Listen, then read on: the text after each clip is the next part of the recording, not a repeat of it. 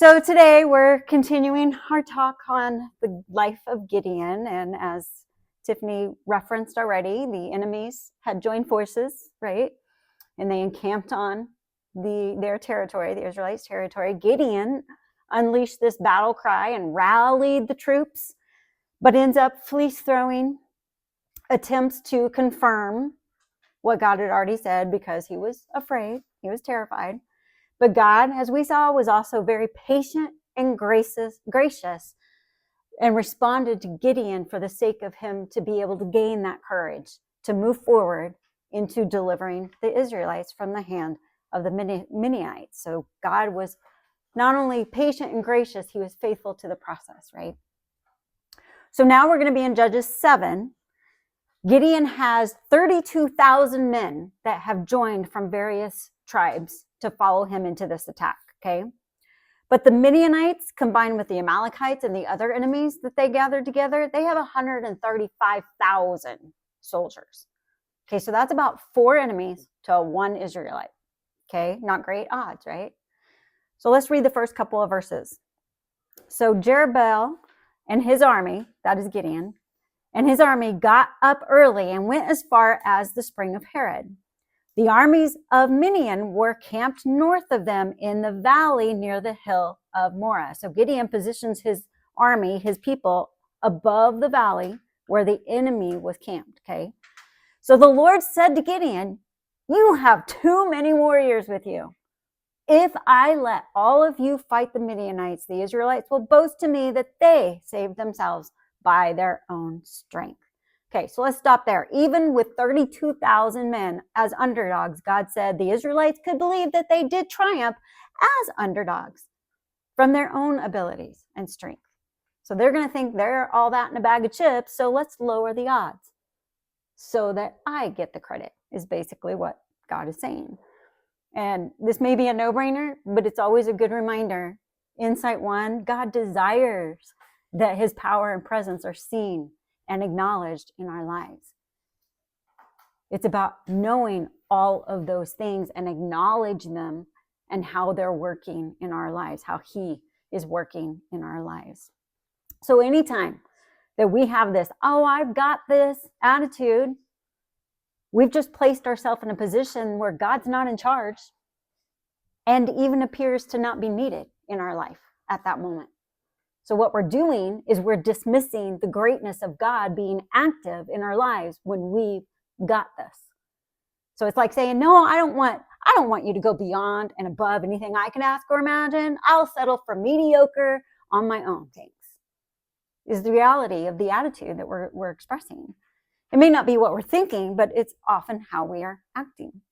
And a lot of times without even knowing it, right? So verse 3, "Therefore, tell the people, whoever is timid or afraid may leave this mountain and go home." So 22,000 of them went home, leaving only 10,000 who were willing to fight. That's a lot of fear. That was a huge and immediate reduction to his army.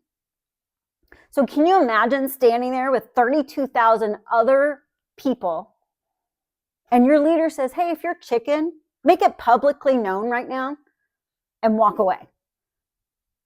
I mean, think about that scenario, right? So whether it was one by one or by droves, we don't know. But 22,000 hightail it back home. No shame. Who cares? But you need to understand a few things about this. See, the Midianites, remember, are in the valley. Gideon and his troops were positioned on a hill overlooking that valley. These men could see the vast sea of soldiers below them. They saw what they were up against. They saw that they were very outnumbered. It was a very intimidating position to be in, especially when you're considering human odds rather than godly odds, right? And also, I wanted to point out that addressing those who are afraid right before a battle was normal for the Israelites. Because in Deuteronomy 20, it instructs them how to prepare for war. And part of that preparation was to give the soldiers an out. And this was interesting. So a priest would announce a battle is coming. But he would say, "If you just built a new house and haven't lived in it, go home." And then he would say, if you planted a vineyard and haven't eaten of it, go home. The third thing they would say is, if you're engaged, go back and enjoy your honeymoon. Okay?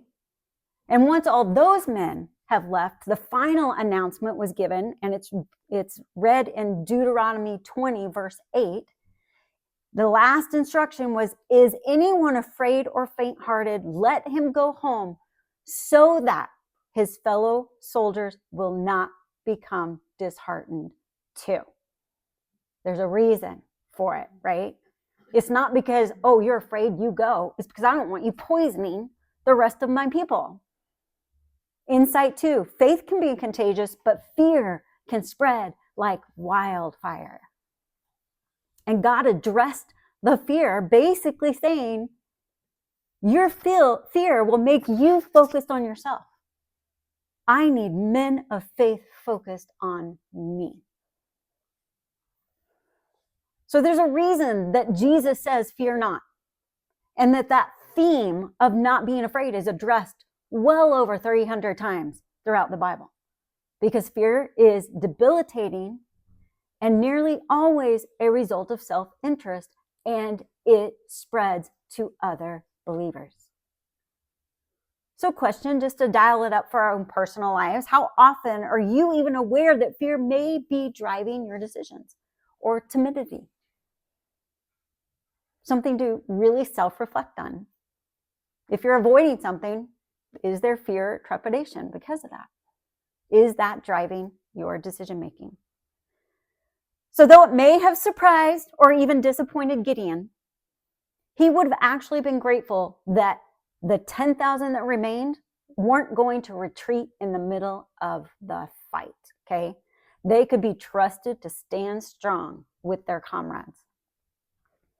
So insight 3, as followers of Jesus, we need to align our hearts and lives with other believers who help spread faith, not fear.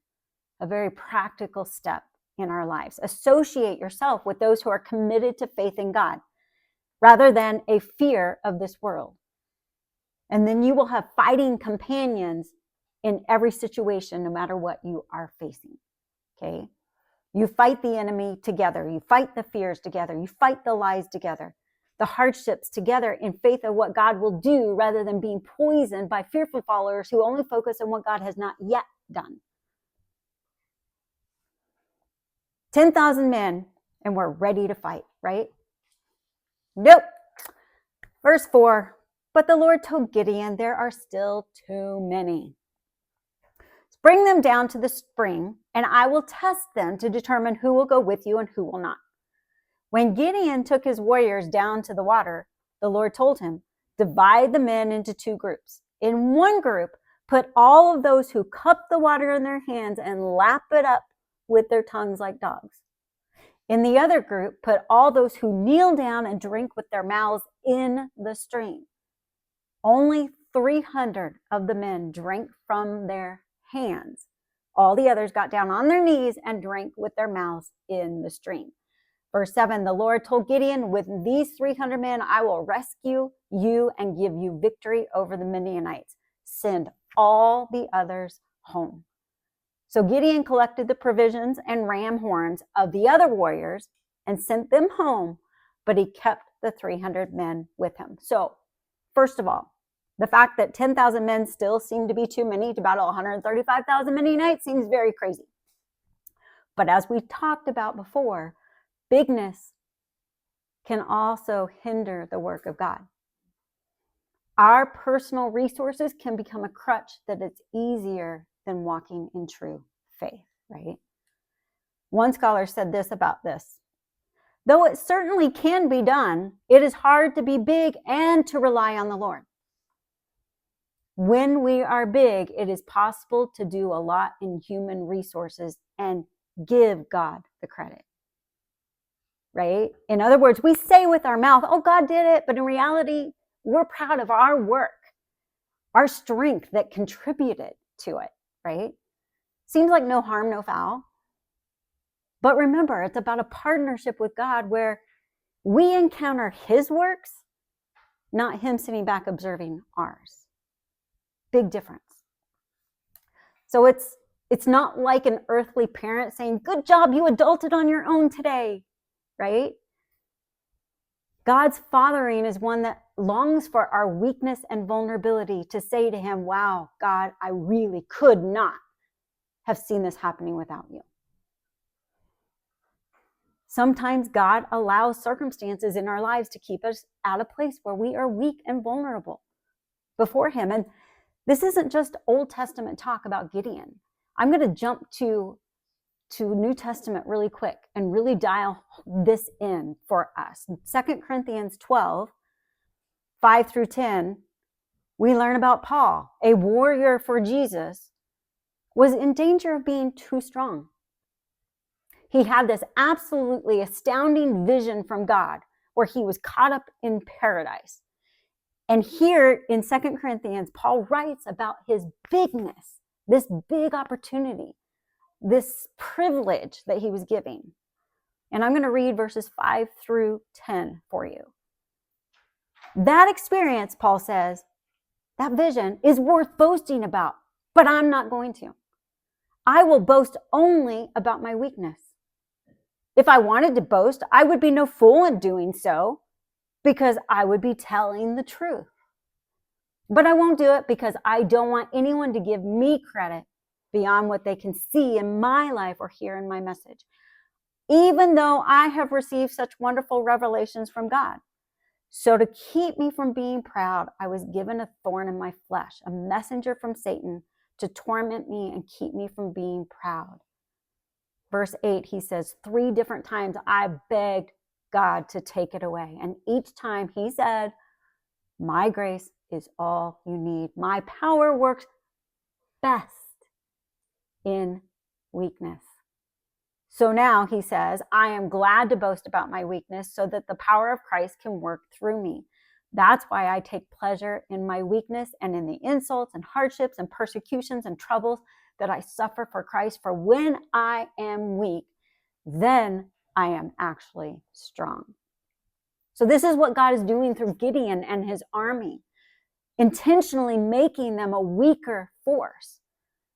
That is why he chose the weakest member of the weakest tribe, so God's strength would be on display. Our weakness, our wimpy and helpless moments are the exact environment that God desires for his sovereignty to radiate. Insight 4, our strengths provide greater opportunities for us personally, but our weaknesses are greater opportunities for God's work. And then question to follow, how often do you celebrate your weaknesses over your strengths? Has anybody ever celebrated their weaknesses? I mean, you never hear someone say, I'm so glad I'm fragile and impatient, easily offended, so glad I'm lazy, stubborn, impulsive, or perfectionistic, right? Nobody says those things.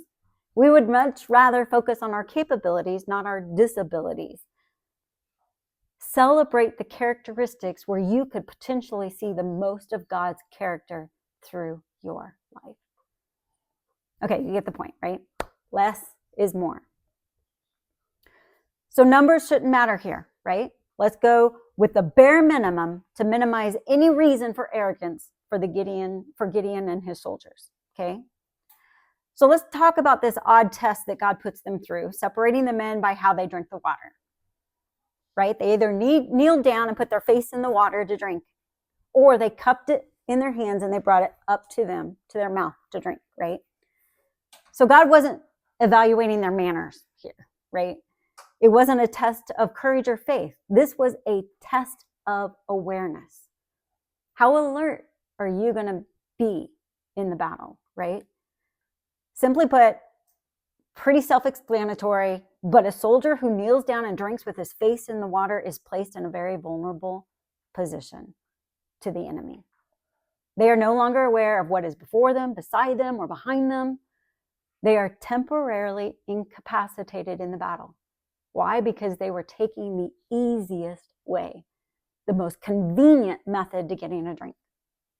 And we've talked about the danger of convenience, so I don't need to say a whole lot more about that, right? However, if you're positioned upright and you cup your hands, you gather the water and you bring it up to your mouth, your eyes are still up and they're focused. If you're going to fight, you got to keep your eyes up and aware of your surroundings, because when something escalates around you and becomes dangerous, then you're ready to respond. You're not taken by surprise, right? Insight 5, this is a no-brainer, but it's so important to mention and really reflect on. As followers of Jesus who are under constant watch of the enemy, we need to remain alert to his tactics at all times. We talked in depth a lot about this when we went through the armor of God, so I won't spend a lot of time on that. But understand, this is a constant theme for a Christian throughout the Bible too. New Testament tells us Satan is prowling around, hiding like a lion, waiting to pounce, observing everything we're doing, waiting for that perfect opportunity in that moment. And we're told to submit to God and resist the devil so he will flee. But we can't resist what we aren't aware of, right? That means we need to know when it's the enemy at work in our thoughts, our emotions, our circumstances, our relationships, and every other aspect of our lives. And so many people think that Satan goes after our weakness. Sometimes Satan more often nudges us in our strengths, because it's a subtle attempt to make us more pridefully independent, a reason not to feel as if we need God, an opportunity to build our pride. So question personally, how can you become more alert to the works of the enemy in your daily life? And how do you help others remain alert to their surroundings as well? Okay, so God says these 300 cautious and alert men are going to help rescue you from the Midianites. And he sends the rest home. Okay, so now the Israel army was less than 1% of its original size. And the proportion was 400 Midianite soldiers to one Israeli soldier. Gideon could only trust God now, because there was nothing else to depend on himself and his army for. So let's keep reading. Verse 9. So after all this, that night, the Lord said, "Get up, go down into the Midianite camp, for I have given you victory over them." So God wakes Gideon up and says, it's go time. It's done. I've already done it. I've already delivered them, right? But verse 10, God's grace continues. If you are afraid to attack, go down to the camp with your servant Purah. Listen to what the Midianites are saying, and you will be greatly encouraged. Then you will be eager to attack. So Gideon took Purah, I don't know how you say that, and went down to the edge of the enemy camp. So once again, God reveals his patient awareness of the process that Gideon needed. But sometimes I feel like this extension was less for Gideon and more for us to learn more about what God is doing in the enemies as much as he's doing in us, right? So he cares about our thoughts and our feelings in the process of building our God confidence. He desires to build our faith. And I love how Gideon didn't ask for it, but God gifted him with this added bonus. So, verse 12, imagine the scene, right? The armies of Midian, Amalek, and the people of the east had settled into the valleys like swarm of locusts. Their camels were like grains of sand on the seashore, too many to count. Gideon crept up just as a man was telling his companion about a dream. So he's in enemy territory now, listening outside this tent, just as this man is telling a companion about a dream. The man said, "I had this dream, and in my dream, a loaf of barley bread came tumbling down into the Midianite camp.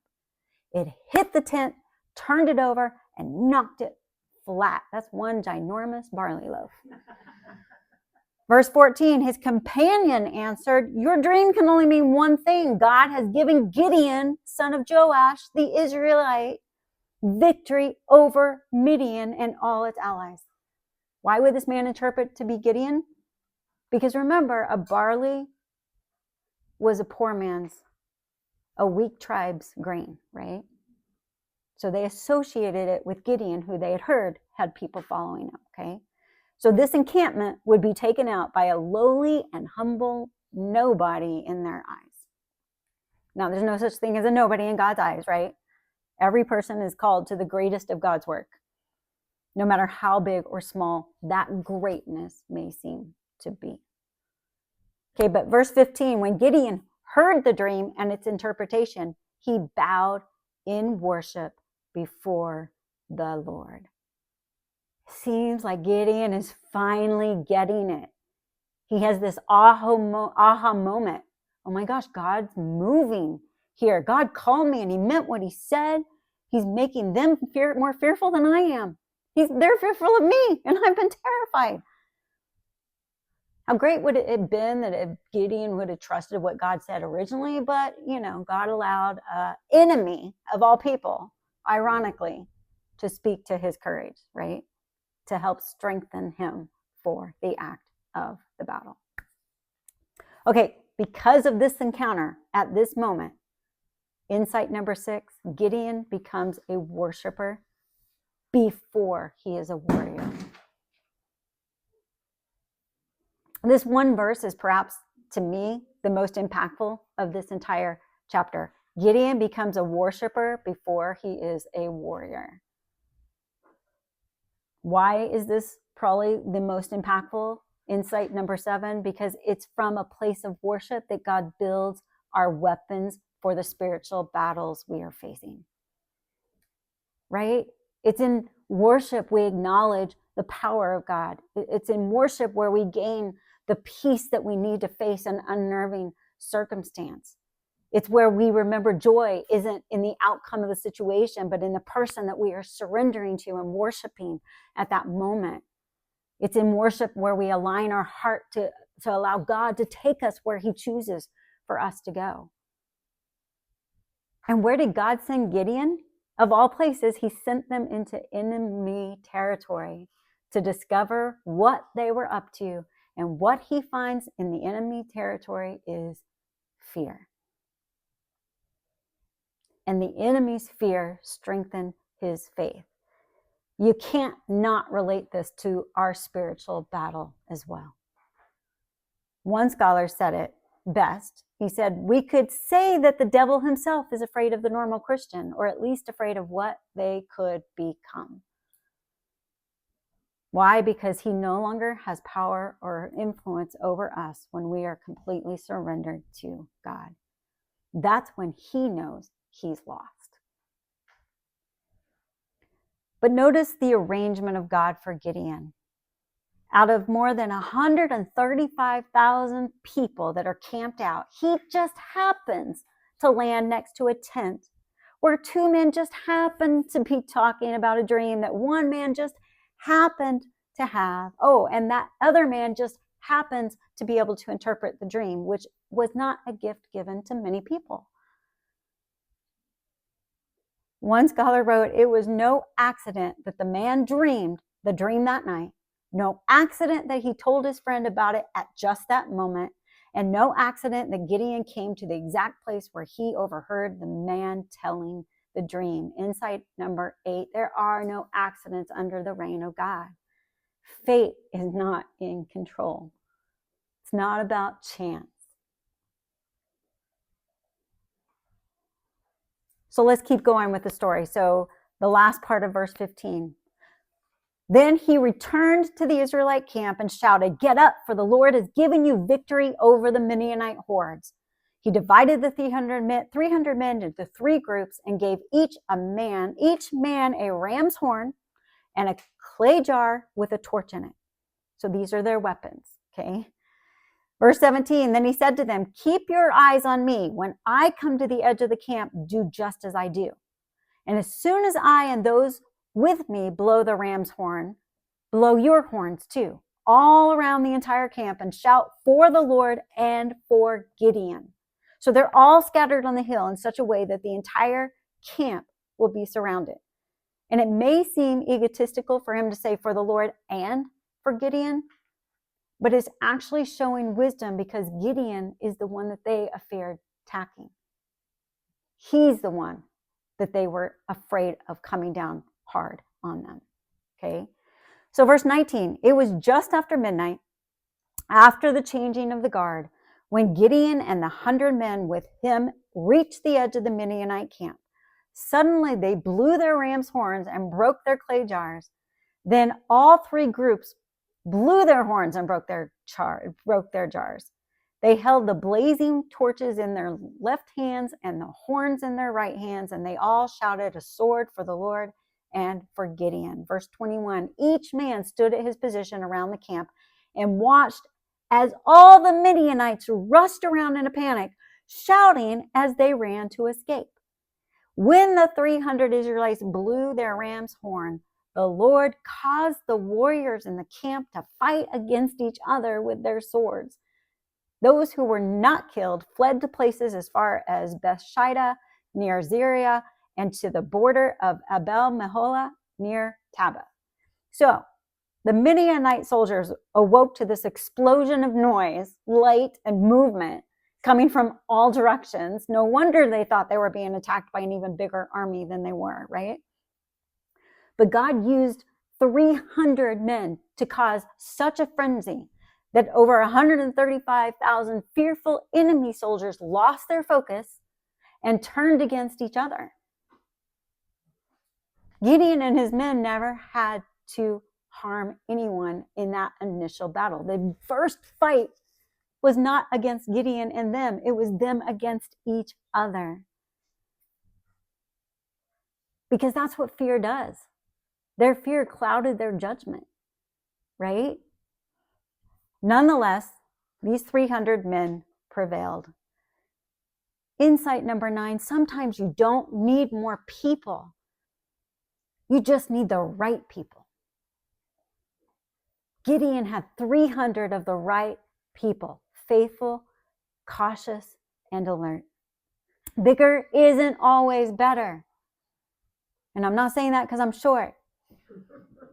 Abundance isn't always more advantageous. A larger group of friends, a sizable business, an overflowing church often means more human opinions, more egos that can get in the way, more disagreements, and more room for human influence, right? Not always, but it can mean more opportunities. But Scripture also says in Zechariah 4:10, "Do not despise these small beginnings, for the Lord rejoices to see the work begin." And this is exactly what happened with 300 alert and fearless followers. Imagine if 31,700 fearful and clueless soldiers remained in that mix. The few 300 could have fallen victim in some way that compromised the mission. Instead, Gideon had 300 people who were all in. Can you imagine being a fearful soldier and you tell them that you're going to attack with a ram's horn and a clay pot? Can you imagine what they would have been doing in the middle of that attack? Right? Instead, there were 300 who blew those trumpets with the depth of breath that raised the roof. They broke those jars with a heavy-handed passion, and like only God can do, he radiated this massive display of blinding fire through the torches in their hands. And the thunderous roars that echoed from the shattering pots, he magnified what little they had to appear greater than what it was, right? That's the power of the Holy Spirit. When you know you aren't enough, but you say, "Here am I, God, send me, use me." Does that not encourage you as a part of a small house church? We can make a valuable impact for God's kingdom as just a few warriors who all say, "I'm all in." I don't know where God's going to take us, but if we are worshipers before we're warriors, I'm confident he's not going to despise our small beginnings, and he's going to do more in and through us. And so we're going to close here, just as this beginning work is at play, okay? Let me summarize the rest of Judges 7. It ends with Gideon sending the warriors to chase after the Midianites that are now fleeing the camp out of fear, okay? And then he invites new soldiers from the country of Ephraim. And he asks them to join the chase. And they end up capturing 2 princes of Midian. And they kill them and brought their heads to Gideon as proof that they were dead, okay? Seems so ironic that he did so much with so little, and now he's inviting more people in. God had done the major work already. Now he's invited people to be a part of what God is doing. So often we flip-flop that. We invite God to be a part of what we're doing. God's inviting other people to say, hey, I just did this. Now let's spread it, right?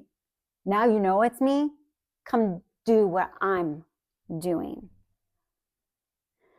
So this country of Ephraim, this tribe, after they bring the heads of the princes to Gideon, we're going to talk about them next week, because next week it starts a trajectory of a downfall. This huge victory is where we're going to land today, though, because God desires to do something through us, but it has to start in us. And I really want to focus on the idea of being a worshiper before we are a warrior in our life right now. John says in chapter 3, verse 30, he must become greater, I must become less. Less is more. Less pride means more of God's power. Less independence means more of God's revelations. Less fear means more God-sized courage. Less talking means more hearing. Less doing and more being in God's presence. You get the picture?